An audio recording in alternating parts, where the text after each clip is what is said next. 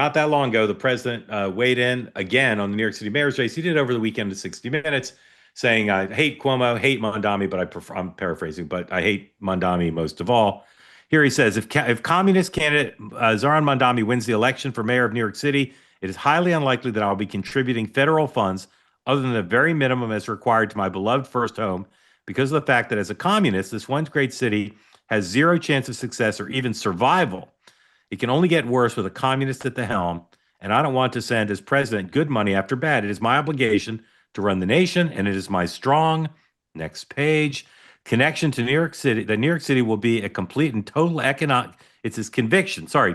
The New York City will be a complete and total economic social disaster should Mamdani win. His principles have been tested for over 1,000 years, and never once have they been successful. I would much rather see a Democrat who has had a record of success win than a communist with no experience and a record of complete and total failure. He was nothing as an assemblyman, ranked at the bottom of his class, and as mayor, potentially, again, the greatest city in the world. He has no chance to bring it back to its former glory. We must also remember this. A vote for Curtis Sliwa, who looks much better without the beret, is a vote for Mamdani. Whether you personally like Andrew or not, you really have no choice. You must vote for him and hope he does a fantastic job. He is capable of it. Mamdani is not. Lydia, if you were Team Cuomo, would you be pleased about this late Truth Social post on election eve? My understanding is they're not mad. And I actually feel like Trump is not necessarily known for nuance, but I think in 60 Minutes, and even in this, he kind of threaded the needle because it wasn't like a ringing endorsement of Cuomo. It wasn't like, oh, he's my guy. We're so close. I love him. It was a very begrudging endorsement. So I don't think anyone who's on the bubble, who's maybe a moderate, who's not sure about Cuomo, would be swayed away from voting for him. And even, in 60 Minutes, he's like, oh, well, Cuomo's a Democrat and a bad guy, but he's better than a communist. So I don't think it's going to have an impact on anyone who's sort of in the center, not sure what to do. But I do think it's going to move the needle for Republicans who are very loyal to the president. And that is, when you look at the polling, obviously, that's the ground, as you mentioned earlier, that Cuomo needs to gain. He needs to get that 10 to 20%, however much Sliwa ends up getting. He needs to get those folks to vote for him. So I think, if anything, it will be positive. Matt Gorman, is this good for Cuomo or bad? I think it's not. I don't think it's great for Cuomo. I think both Mamdani and Trump benefit by elevating the other, and so it does everybody a service there. So look, Cuomo's had struggling to get traction. I am of the camp. I think Mamdani's going to overperform tomorrow, meaning I think he's going to get over 50%. So I am not Cuomo's the time for Hail Marys for Cuomo was a month ago. Not tonight. Steve, I agree 1,000% with Matt. I think Mamdani's going to overperform tomorrow. I think that having Donald Trump endorse you in, deep blue Democratic New York is never helpful. I think having Elon Musk endorse you earlier today is also not helpful. So I think it's this race is going to be over, and it's going to be over early. so you think also he'll break 50%? Yes. Okay. Here's an analyst of New York City. Anybody know where Steve Bannon lived? Steve Bannon, do you know where he lived when he briefly was running the Trump campaign? Anybody know? No. He lived, say again? Trump Tower? No, he didn't live in Trump Tower. He lived just south of Bryant Park, and he would walk up 6th Avenue to or 5th Avenue rather. He'd walk up 5th Avenue to Trump Tower every day and think about what he was going to do that day. And I want to do a play that's just Bannon's walks every day and just like what he's thinking.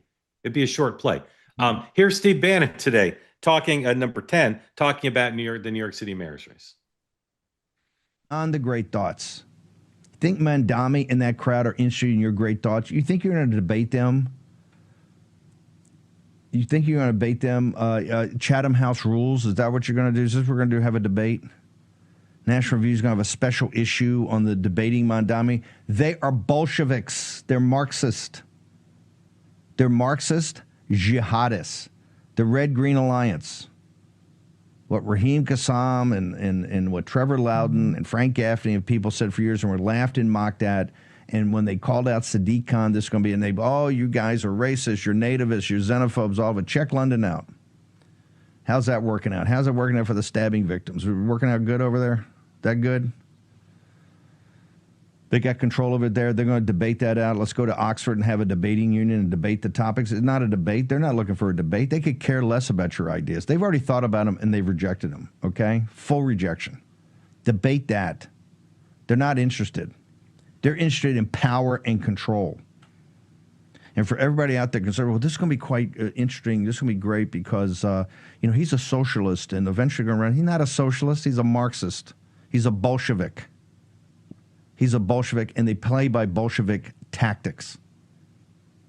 The Working Family Party and the DSA are not, they are Bolsheviks, and they play smash mouth. And once they get their hands on the apparatus of the New York government, your city government, the global financial capital, you're going to have to take a trenching tool and get it off. All right. I want to ask you guys two more questions about the mayor's race. First, 5 people today, 5 Cuomo supporters said to me today, Cuomo can't win. And they all had the same reason. His name on the ballot is like really far down. It's like off to the side. It's very hard to find. Mamdani's at the top with like a flashing neon sign. Mamdani. Cuomo's way down. Steve, how big a problem these are all amateurs. Is that a big problem for a campaign if somebody's name is way far down the ballot? No, I think if somebody shows up at the polling place with the intention to vote for somebody, they generally find them. That's what I said. I'm like, you go to vote for Cuomo. It's not like hidden. It's not like behind it's not an advent calendar. It's right. You have to flip anything. Matt, do you agree with Steve? I mean, I'm haunted by the Florida 2000 butterfly ballot. So if we have some Pat Buchanan votes, maybe we'll know. Yeah. But I think I've seen a version of this ballot. It's not awful. It's not ideal. But that's what happens when you lose a damn primary. I don't really feel bad for you. Right. Lydia, have you heard this from other people? I actually voted early voting this weekend.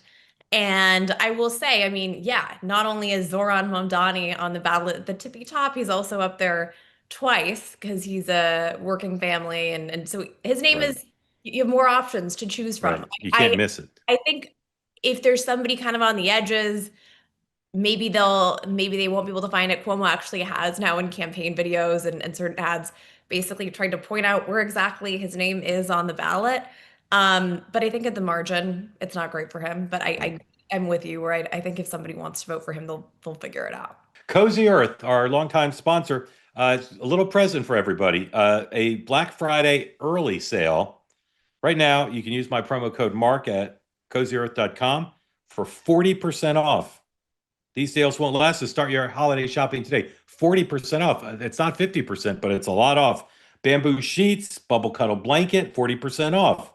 The great pants I've always told you you need to buy. I'm wearing them currently. 40% off. Everything right now, you can use my code two-way on top of their site-wide sale, giving you up to 40% off in savings. Right now, wrap the ones you love in luxury with Cozy Earth. Go to cozyearth.com, use the promo code Mark, and get 40% off. 40% off. There's a sale on the site, but if you use the promo code, it jumps up to 40% off. Go to cozyearth.com. Promo code Mark, 40% off. They say that something that's easy is like a walk in the park. Well, easier than a walk in the park, hit the subscribe button, be part of the two-way community, never miss an episode, be part of our conversations. Thank you for your service to America. And don't forget, you can now listen to the morning meeting and two-way tonight on Apple, Spotify, or wherever you get your podcasts.